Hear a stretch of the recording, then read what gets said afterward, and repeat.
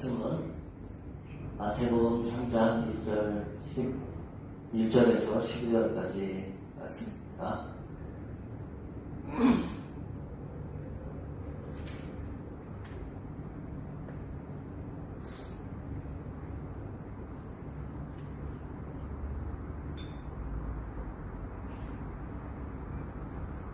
하나님의 말씀을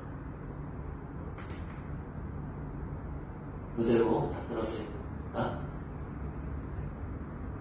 그때에 세례 요한이 이르러 유대 광야에서 전파하여 말하되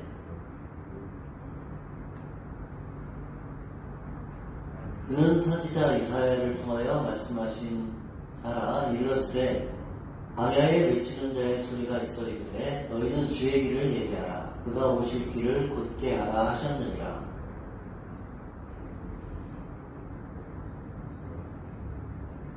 이때에 예루살렘과 온 유대와 요단강 사방에서 다 그에게 나와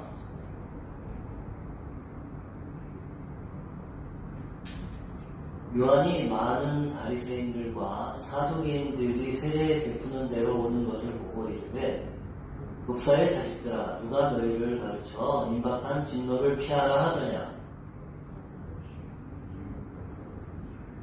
속으로 아브라함이 우리 조상이라고 생각하지 마라. 내가 너희에게 이르노니 하나님이 능히 이 돌들로도 아브라함의 자손이 되게 하시리라.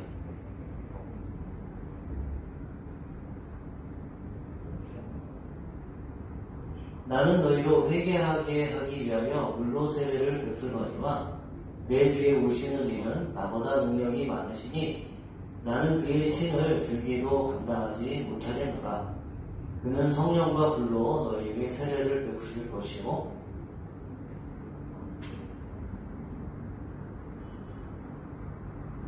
네? 잠깐 다시 기도하겠습니다.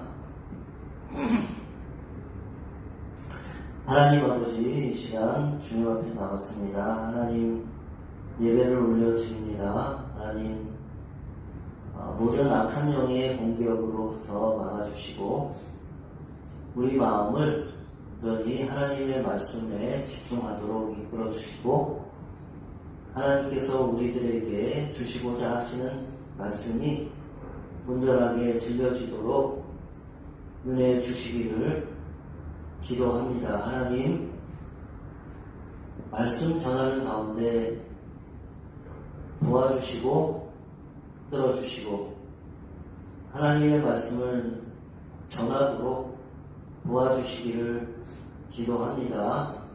하나님, 우리를 불쌍히 여겨주시고 긍휼히 여겨주시기를 기도합니다. 하나님의 은혜만이 우리에게 유일한 소망입니다. 예수님 이름으로 기도했습니다. 네? 세례 요한은 예수님보다 일찍 태어나서 먼저 하나님의 말씀을 이스라엘 사람들에게 전했던 사람입니다. 이 세례 요한은 예수님의 제자 요한, 예수님의 제자로서 요한복음을 쓰고 요한 1, 2, 3서를 쓰고 요한계시록을 썼던 그 요한과는 다른 사람입니다. 예수님보다 나이가 많은 사람이에요. 사촌이기도 하고 이 사람은 제사장 가문에 태어났던 사람입니다.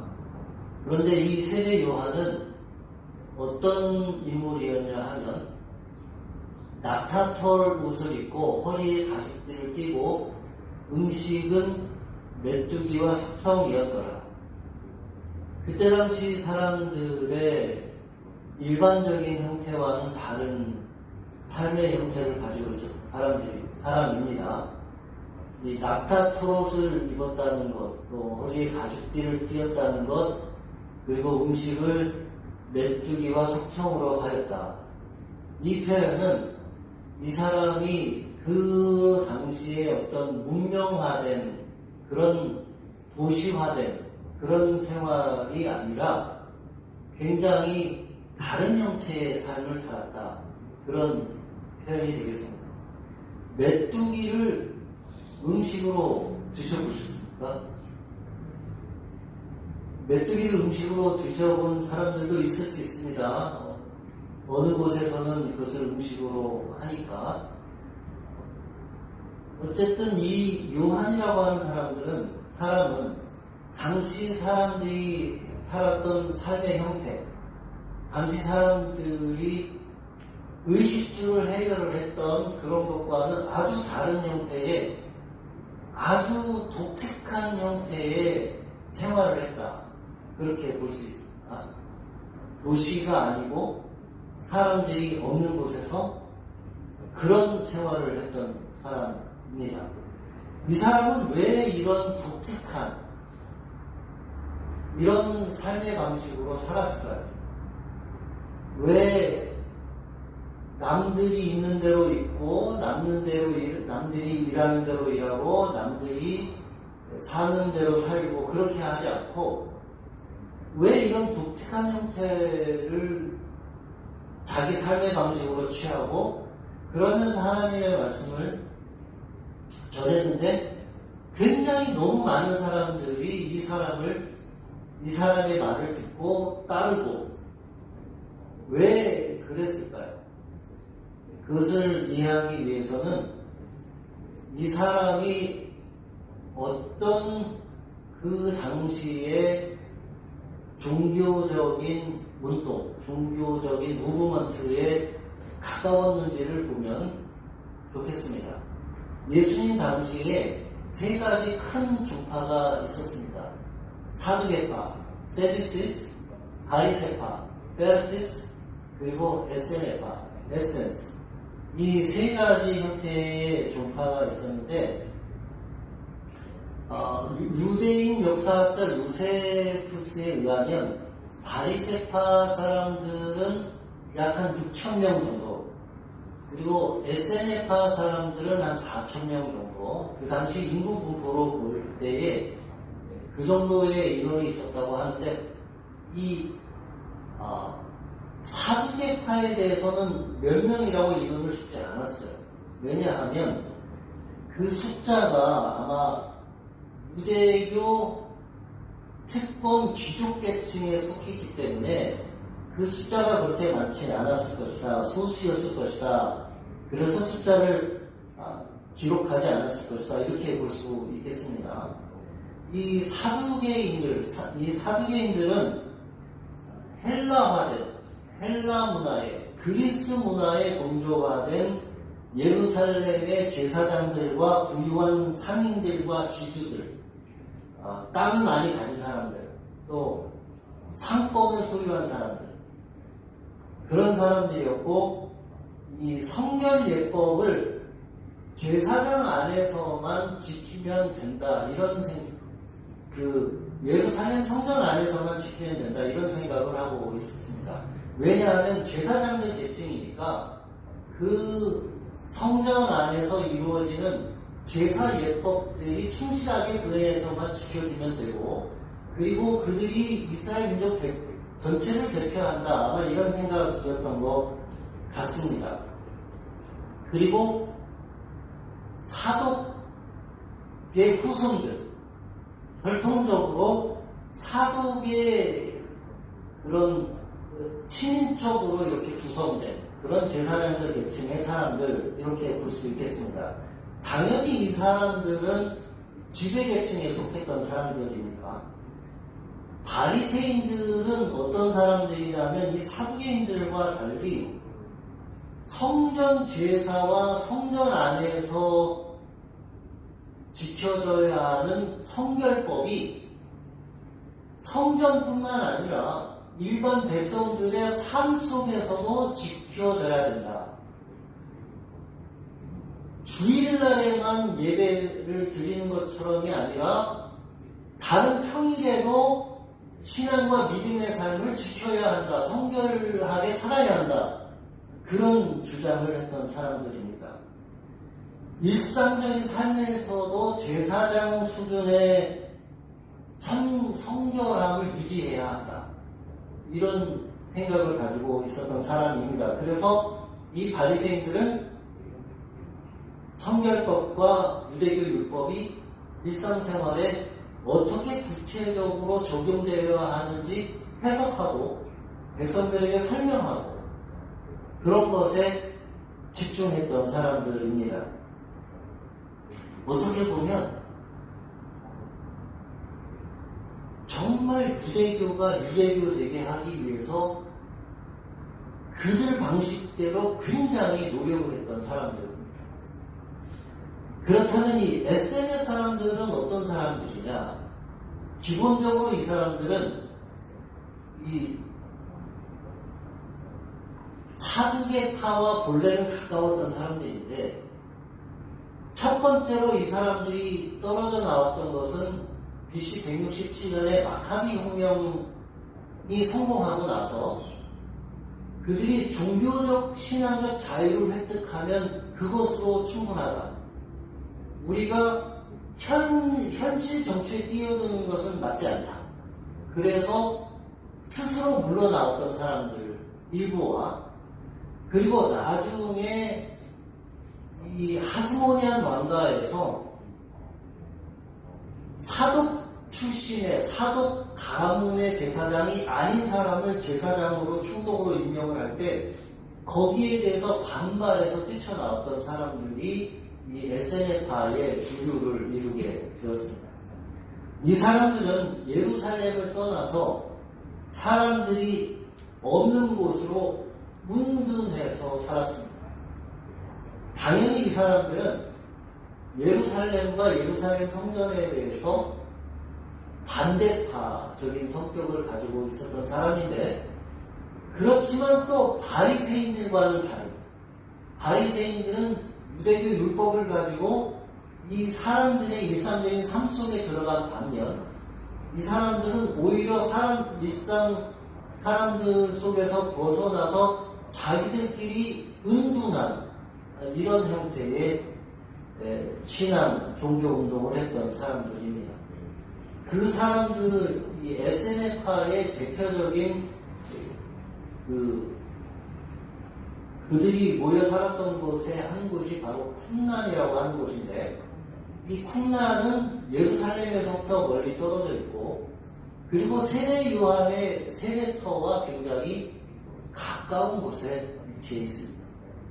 이 지도상으로는 쿰란 공동체와 예루살렘과 세례 요한이 세례를 베풀었던 것과 거의 비슷한 것처럼 보이는데 실제로는 저 쿰란과 세례 요한이 세례를 베풀었던 것은 굉장히 가깝습니다. 아주 가까워요. 저 쿰란에 있던 사람들은 일반 사람들의 도시에서 또는 사람들이 모여 살던 농촌에서 벗어나서 자기들끼리만 뭉쳐 살았습니다. 이 사람들이 저 쿰란이 어떤 곳이었는지 2019년에 제가 싱가포르에 있는 목사님들과 같이 가서 찍어온 영상인데 한 1분 조금 넘는 영상인데 그 쿰란 공동체 쿰란에서 SNF파들이 어떤 곳에서 살았는지 그 SNF파 사람들이 살았던 그곳을 한번 같이 보시겠습니다. 가면서 막 떠든 얘기가 있어서 소리는 제가 주겠습니다. 저 정면에 보이는 곳이 이제 유대 광야 지역입니다. 그리고 요거는 계단처럼 되어 있는데 저기에는 물이 차 있고 정결 예식을 하던 곳입니다. 미크베라고 하는 곳인데 그 계단을 따라 내려갔다가 물에 잠겼다가 다시 올라오면 이제 정결해져요. 저 쿰란 공동체 사람들은 하루에 한 번씩 꼭 저 정결 예식을 했던 그런 사람들입니다. 그리고 이 남아있는 주거지 형태들이죠. 이 왼쪽에 보이는 곳은 이제 수로입니다. 아쿼덕트.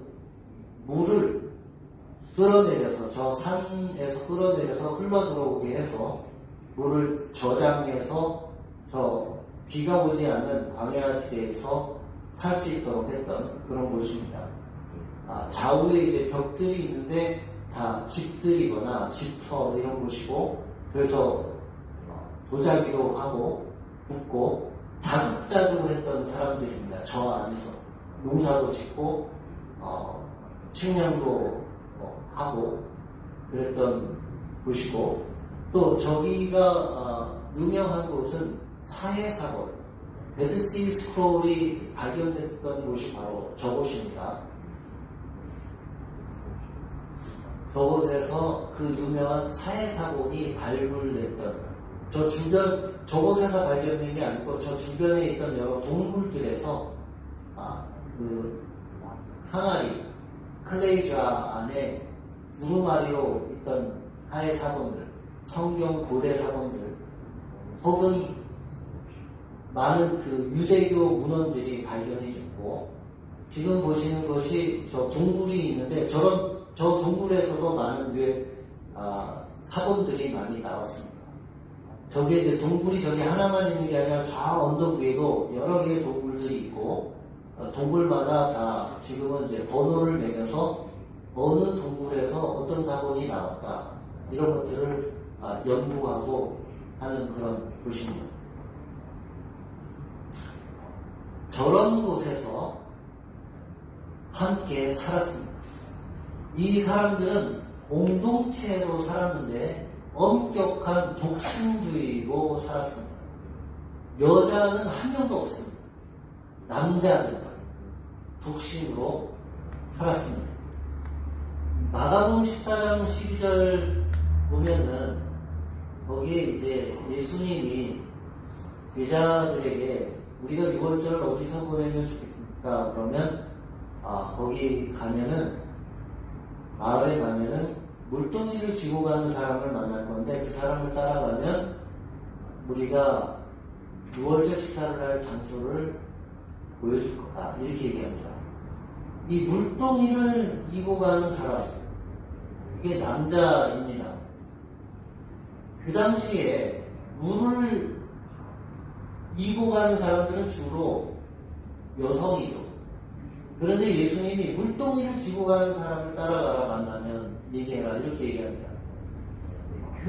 이 동문이 예수님도 이 엄격한 독신주의로 지냈던 이 에세네파를 잘 알고 있었을 것이다.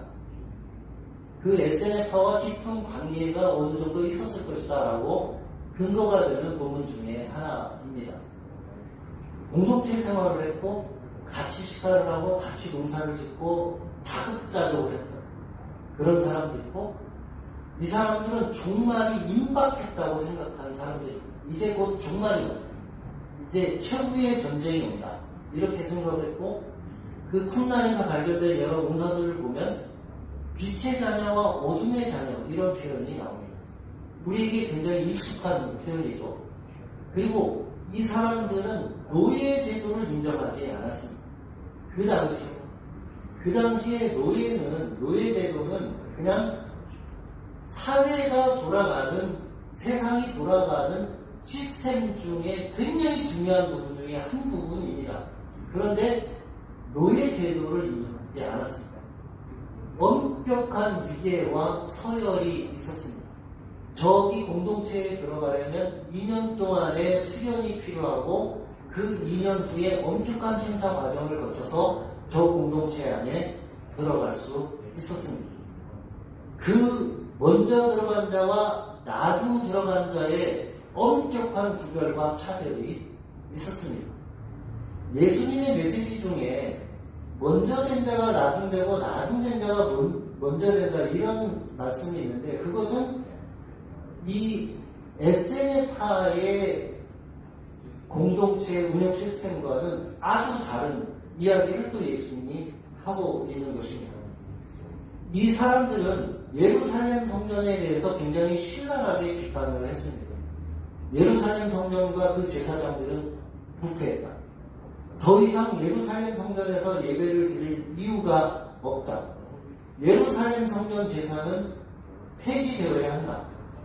굉장히 급진적인 사상을 가지고 있었는데, 이런 사상은 예수님의 메시지와 또 비슷한 점이 있습니다. 이런 배경을 가지고 다시 세례 요한에 대해서 생각을 해 보겠습니다. 사람들이 왜 세례 요한의 메시지에 열광했습니까? 오늘 본문을 보면은 심지어는 사두개인들과 바리새인들까지 이 세례 요한의 메시지를 듣기 위해서 찾아왔다. 세례 요한의 세례를 받으러 찾아왔다. 이렇게 기록되어 있습니다. 3장 7절에 보면 요한이 많은 바리새인들과 사두개인들이 세례 베푸는 데로 오는 것을 보고 이르되 독사의 자식이다. 누가 너희를 가르쳐 임박한 진노를 피하라 하더냐. 왜 사람들이 세례 요한의 이 메시지에 열광을 한 것입니까? 이때 예루살렘과 온 유대와 요단강 사방에서 다 그에게 나와 자기들의 죄를 자복하고 요단강에서 그에게 세례를 받았다. 세례 요한의 메시지를 들은 사람들이 다 찾아와서 자기의 죄를 고백한 겁니다. 제가 도둑질을 했습니다. 제가 장부를 속였습니다. 제가 다른 사람들을 속여서 재산을 빼앗았습니다. 제가 간음을 했습니다.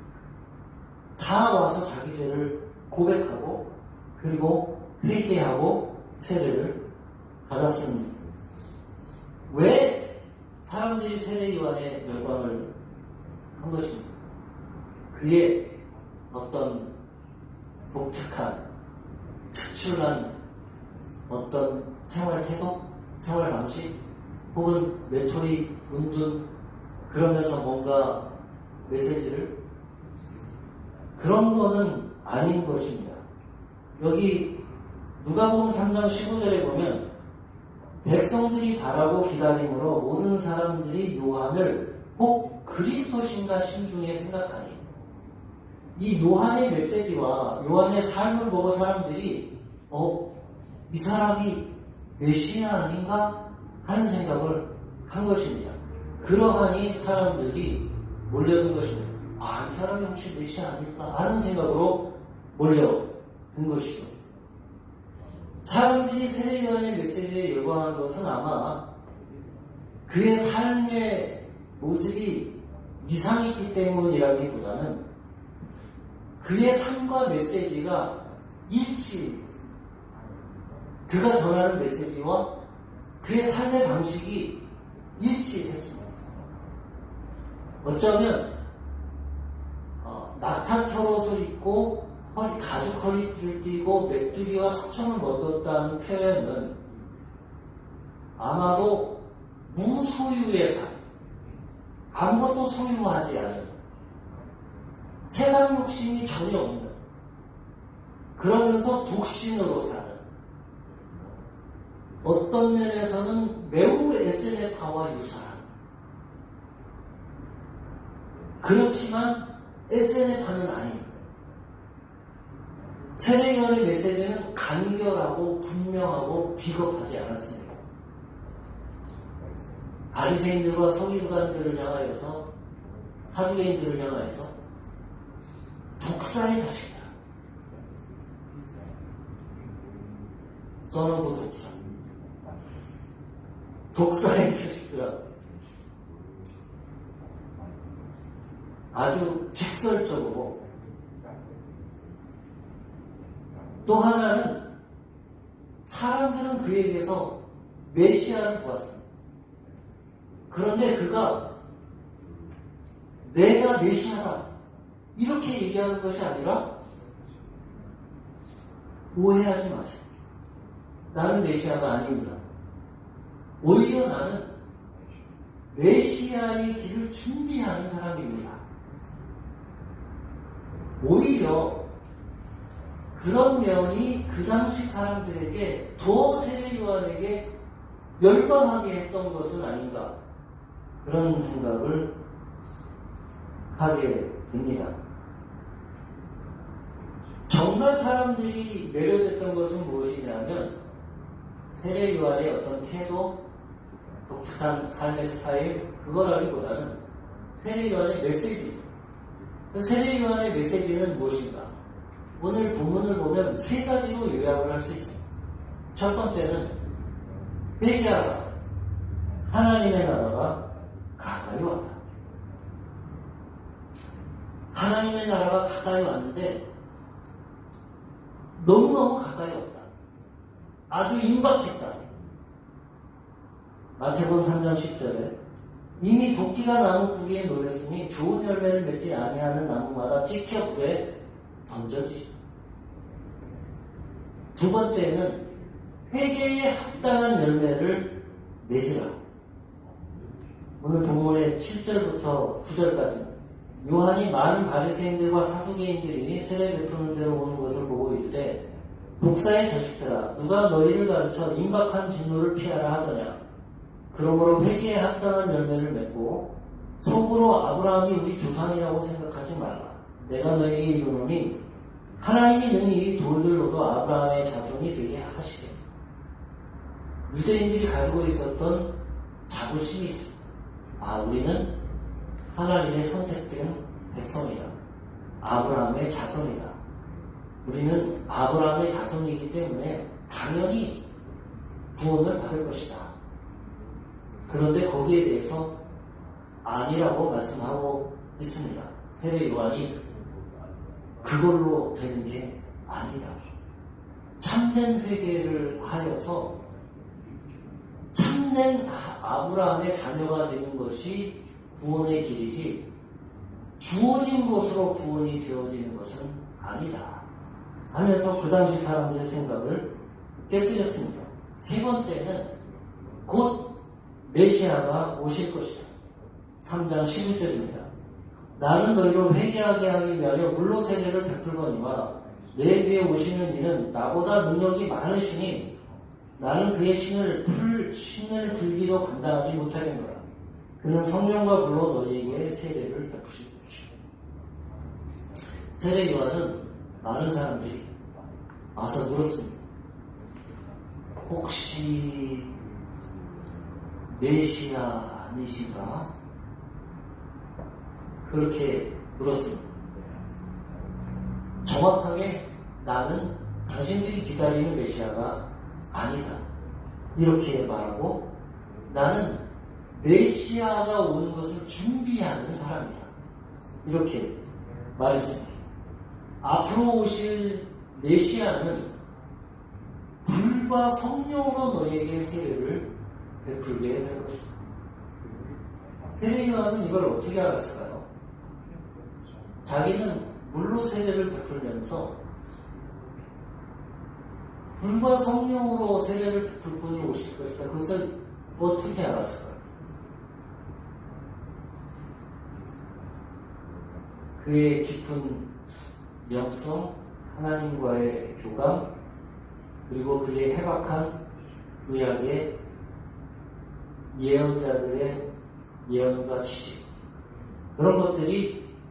이런 것들을 깨닫도록 했던 것 같습니다. 왜 이 세례 요한의 메시지가 우리에게 그렇다면 복음이 되는 것입니다. 세례 요한은 자기의 말을 한 것이 아닙니다. 세례 요한은 선지자 이사야의 말을 그 시대의 언어로 대신 선포했습니다. 마태복음 3장 3절입니다. 그는 선지자 이사야를 통하여 말씀하신 자라. 일러스되 광야에 외치는 자의 소리가 있어 이르되 너희는 주의 길을 준비하라. 그가 오실 길을 곱게 하라 하였느니라. 세례 요한은 자기 얘기를 한 게 아니라 이미 자기보다 수백 년 앞서 살았던 선지자 이사야의 말씀을 그 시대에 다시 선포한 것입니다. 선지자 이사야의 말씀은 이사야서 11장 6절과 9절을 보면 이렇게 되어져 있습니다. 그때의 미리가 어린 양과 함께 사며 표범이 어린 염소와 함께 누우며 송아지와 어린 사자와 살림 짐승이 함께 있어 어린아이에게 끌리며 내 거룩한 산 모든 곳에서 해냄도 없고 상함도 없을 것이니 이는 물이 바다를 덮음같이 여호와를 아는 지식이 세상에 충만할 것입니다. 선지자 이사야의 예언인데 메시아가 오게 되면 이와 같은 세상이 열릴 것이다. 이렇게 말씀했습니다. 한글 번역을 보면 잘 느끼기 어렵지만 오른편의 영어 번역을 보시면 이게 시구나 알 수 있습니다. 시입니다. 시. 구약의 예언서는 시의 형태로 기록되어져 있습니다. 히브리어 시 형태로 기록되어져 있습니다. 시이니까 시를 이렇게 소리내어서 읽으면 노래가 됩니다. 시는 노래이기도 하고 기도이기도 하고 바람과 소망이기도 하고 마음의 간절한 소망이기도 합니다. 선지자 이사야가 바라보았던 꿈꾸었던 메시아가 오면 이루어지는 세상, 늑대와 어린 양이 함께, 송아지와 어린 사자가 함께, 그리고 그들을 어린아이가 함께 이끄는 그런 시적인 표현이죠.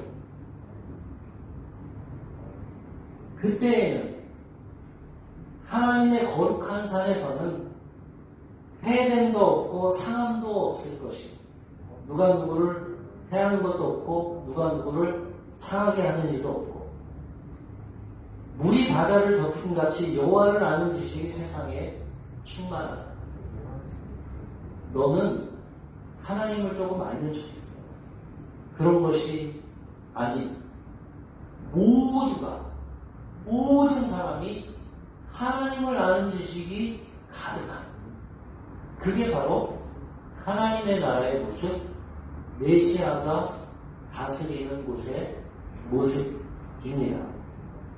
이 말씀을 들은 사람들이 아주 먼 곳에서부터 심지어는 바리새인들도 심지어는 사두개인들도 군인들도 세리들도 창녀들도 와서 그 메시지를 듣고 회개하고 돌이켰습니다. 이 말씀이 오늘날 우리에게 어떻게 복음이 될 것인가? 이 이사야의 예언이 이제 우리가 기다리는 예수님이 오시게 되면 실현될 것입니다. 세례요한의 메시지를 들었던 사람들은 그 메시지, 그 메시아가 오기를 기다리면서 그 준비하는 것으로 회개를 했습니다. 왜? 곧 메시아가 오실 것이니까. 마찬가지로 저와 여러분도 이 메시지를 듣고 준비하는 것입니다. 스스로 회개하고 누구라도 세상을 살면서 억울한 일을 당하거나 혹은 조금이라도 정직하게 바르게 거짓없이 살아보려고 했던 사람은 이 세례 요한의 메시지에 반응하게 될 것입니다. 왜냐하면 세상이 이렇지 않기 때문에 그렇습니다. 저와 여러분이 사는 세상도 여전히 많은 부분이 좋아지기는 했으나 근본적으로 사람들이 변하지 않았기 때문에 여전히 억울한 일과 부당한 일과 정의롭지 못한 일들과 거짓을 내세우는 사람들이 더 잘 되는 그런 일들이 있습니다. 그런 것들 때문에 조금이라도 마음이 상했던 사람들, 조금이라도 속상했던 사람들, 그런 사람들은 이 노래를 같이 부르는 것입니다. 아멘. 하나님을 아는 지식이 우리 바다를 덮음같이 충만한 세상에 빨리 오기를 소망하는 것입니다. 그리고 우리는 그런 생각을 가진 사람들끼리 서로 손을 붙잡고 어깨동무를 하고 우리에게 주어진 생명이 다하는 때까지 조금이라도 이 말씀대로 살기를 서로 위로하고 격려하면서 이 믿음을 지켜 나가는 것입니다. 하나님의 나라는 이미 시작이 되었고 그리고 이제 완성을 향하여 나아가고 있습니다. 그 온전한 완성은 예수님께서 다시 오실 때에 이루어질 것입니다. 저와 여러분은 그때까지 이 이사야의 예언을 붙들고 하나님의 말씀을 붙들고 그렇게 이 어려운 세상을 살아갑니다. 또 하나, 예수님은 그리고 이 신앙과 믿음은 우리에게 남아있는 유일한 소망입니다. 우리들의 개개인의 인생과 삶 속에 고통스러운 순간들과 극복하기 어려운 어려움들이 있을 때에 우리에게 남아있는 유일한 소망은 이 예수님입니다. 그 예수님을 붙들고 오늘도 우리는 다음 한 주간 또 남은 한 달 그리고 내년 그리고 남은 우리의 삶을 살아가는 것입니다. 기도하겠습니다. 사랑이 많으신 하나님 아버지, 세례 요한의 말씀처럼 우리가 세례 요한처럼 살지는 못하지만 주어진 말씀을 붙들고 하나님의 나라가 이 땅에 이루어지도록 애쓰고 또 마음을 쓰는 그런 삶을 살게 해주시기를 기도합니다. 예수님 이름으로 기도했습니다.